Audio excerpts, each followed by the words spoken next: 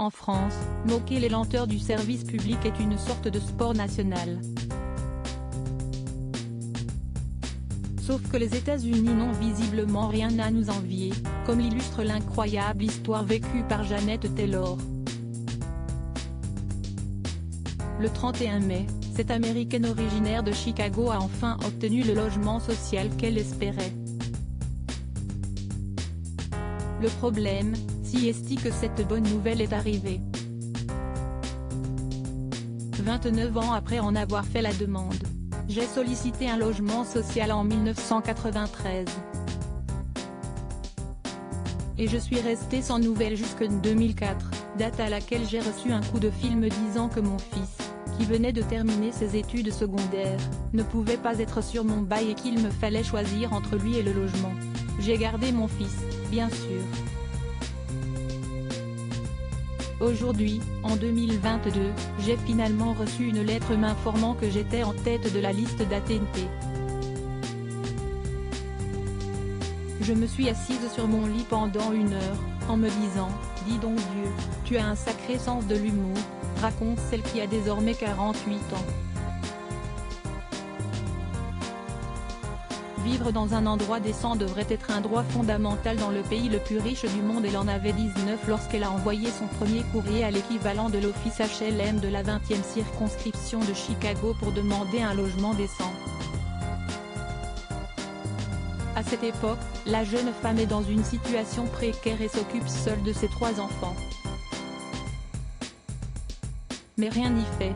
Devant la lenteur de la procédure, la maman célibataire finit par s'installer dans ce à quoi ses maigres moyens lui permettent d'avoir accès, un appartement avec une seule chambre, dans lequel toute la famille élit domicile.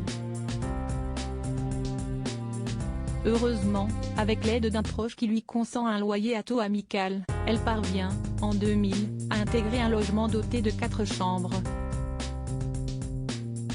Une partie de moi a eu honte de solliciter de l'aide, même si j'en avais vraiment besoin. Mais, en réalité, si est-il la ville qui devrait avoir honte puisque cela leur a pris près de 3 décennies pour répondre à ma demande. Personne ne devrait avoir à attendre aussi longtemps. Vivre dans un endroit décent devrait être un droit fondamental dans le pays le plus riche du monde, s'exclame la combative quadragénaire.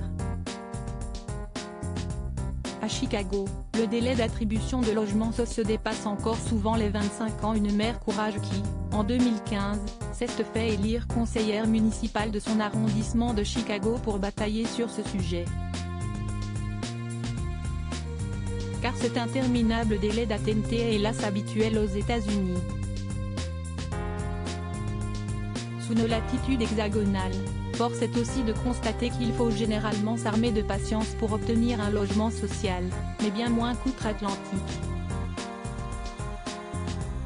Selon le tableau de bord de l'Agence nationale de contrôle du logement social publié en 2021, il fallait, en 2019, attendre en moyenne 1 an pour se voir attribuer un HLM en France. À Chicago, le délai d'attribution de logements sociaux dépasse encore souvent les 25 ans. D'après les statistiques de la Chicago Housing Authority, l'antenne qui supervise le logement public de la ville. Désormais confortablement installée, Jeannette, elle, se bat pour que plus personne n'atteigne près d'un tiers de siècle avant d'être décemment logée.